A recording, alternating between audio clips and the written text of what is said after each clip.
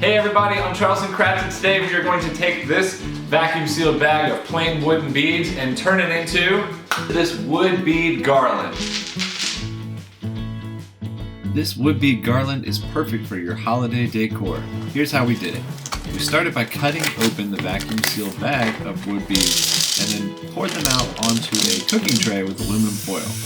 Then we went out into the garage and busted out our Wagner Ferno 500 heat gun and started to give a light char to all the beads. The best way to do this is to move the heat gun slowly across all the beads until you get the desired level of toastiness that you're looking for. We dumped them all into a bowl and drizzled some cutting board oil over all the beads. Then, using gloves, we gently rubbed the oil all over each bead to give it a nice dark toastiness.